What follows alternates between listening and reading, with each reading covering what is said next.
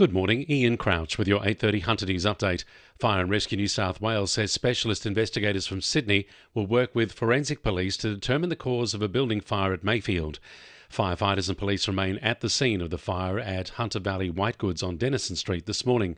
Around 60 firefighters battled the huge blaze yesterday afternoon, with residents evacuated from nearby homes and power switched off to more than 1,500 homes. The fate of the former Maitland Council administration building site will be decided during tonight's council meeting. Following the decision to demolish the building back in February, future use plans will see the site become either a 32-park asphalted car park or a smaller car park with additional green spaces. Mayor Philip Penfold says he hopes the site will be used by the wider community. I would suggest that the space would also allow for the potential for community use periodically. So if we keep it flat and stable and available for use, whether that in the future has event tents on it or utilises that community space in that civic centre. Venues New South Wales says it's investigating following ugly scenes during Saturday's A-League semi-final at McDonald Jones Stadium.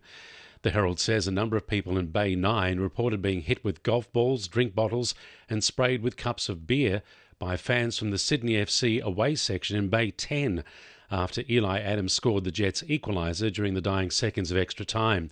The father of a young boy who was struck by a golf ball in the ear says he's written to both the Jets and Sydney FC about the incident. A woman who's 5 months pregnant also reported being struck in the head by a half-full drink bottle. Singleton Mayor Sue Moore is calling on the federal government to invest more funding to local government. The new push, started by the state's Country Mayors Association, is aimed at restoring Commonwealth financial assistance grants to local councils. The association claims rising operational costs have seen the federal government roll back the grants to about half of the 1% they started at.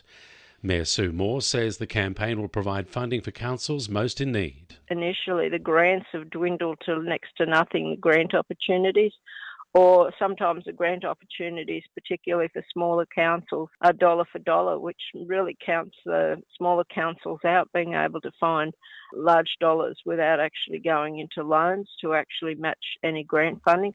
Newcastle Basketball says it's listened to community concerns and made changes to plans for the Hunter Indoor Sports Centre. The proposed centre has been earmarked as a state significant project and will replace the Newcastle Basketball Stadium and provide a venue for a wide range of sports.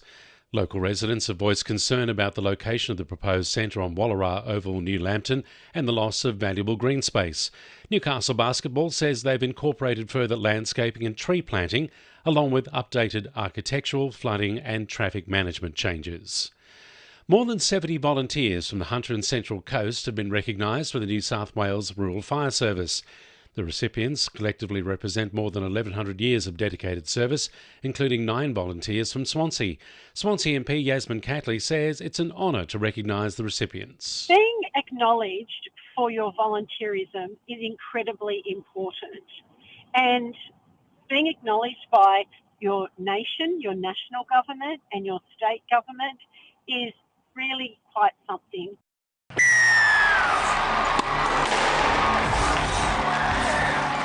2NURFM Sport. Knights coach Justin Holbrook wishes his skipper Kalen Ponga could have a week off. This follows Ponga's selection to the Queensland State of Origin side.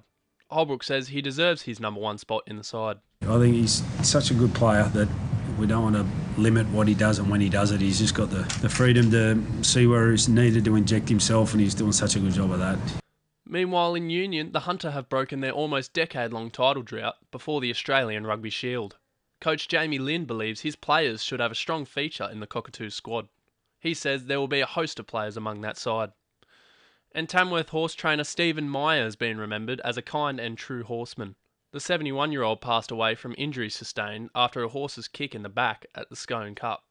Fellow trainer Mel Bennett says he loved having a yarn. That's sport. I'm Darcy Mills. And the winning numbers in Monday Lotto are 1, 8, 23, 27, 39 and 41, and the supplementaries are 10 and 43. And now you're up to date with the latest 2NURFM Hunter News.